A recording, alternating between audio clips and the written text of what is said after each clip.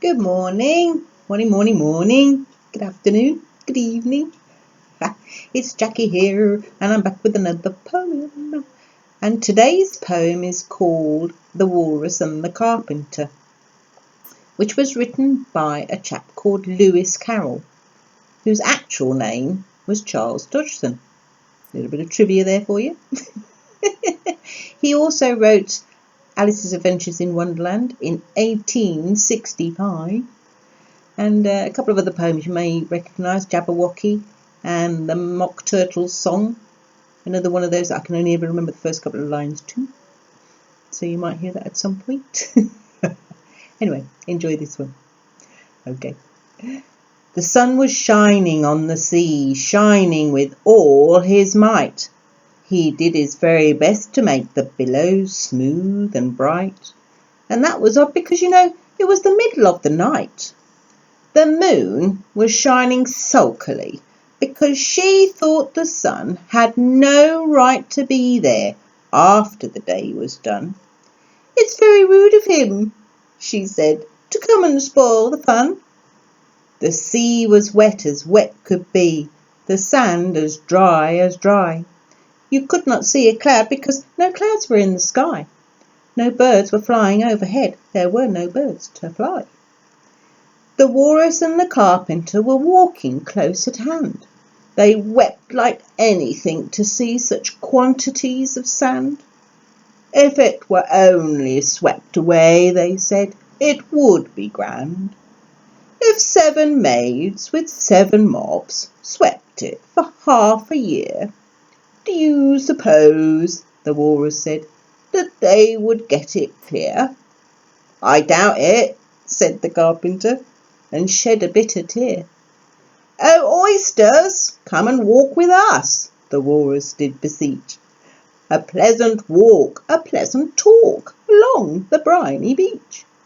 But we can take no more than 4 to give a hand to each." The eldest oyster looked at him, but never a word he said. The eldest oyster winked his eye and shook his heavy head, meaning to say he did not choose to leave the oyster bed. But 4 young oysters hurried up, all eager for the treat. Their coats were brushed, their faces washed, their shoes were clean and neat, and that was odd because, they hadn't any feet. 4 other oysters followed them, and yet another 4, and thick and fast they came at last, and more, all hopping through the frothy waves and scrambling to the shore. The Walrus and the Carpenter walked on a mile or so, and then they rested on a rock conveniently low, and all the little oysters stood and waited in a row. "The time has come," the Walrus said, "to talk of many things, of shoes and ships and sealing wax, of cabbages and kings, and why the sea is boiling hot, and whether pigs have wings." "But wait a bit," the oysters cried, "before we have our chat, for some of us are out of breath and all of us are fat." "No hurry," said the Carpenter. They thanked him much for that. "A loaf of bread," the Walrus said, "is what we chiefly need. Pepper and vinegar besides are very good indeed. Now if you're ready, oysters dear, we can begin to feed."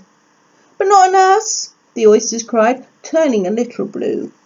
"After such kindness that would be a dismal thing to do." "The night is fine," the Walrus said. "Do you admire the view? It was so kind of you to come, and you are very nice." The Carpenter said nothing but, "Cut us another slice? I wish you were not quite so deaf. I've had to ask you twice." "It seems a shame," the Walrus said, "to play them such a trick, after we've brought them out so far, and made them trot so quick." The Carpenter said nothing but, "The butter's spread too thick." "I weep for you," the Walrus said. "I deeply sympathise." With sobs and tears he sorted out those of the largest size, holding his pocket handkerchief before his streaming eyes. "Oh, oysters," said the carpenter. "You've had a pleasant run. Shall we be trotting home again?" But answer came there none, and this was scarcely odd, because they'd eaten every one. Oh no, poor oysters! Never really fancied oysters myself. I like prawns, and I've had snails. Wouldn't have them again. Anyway, hope you enjoyed it. Let me know if there's one you'd like me to do for you. Okay, take care. Bye for now. Bye, bye, bye.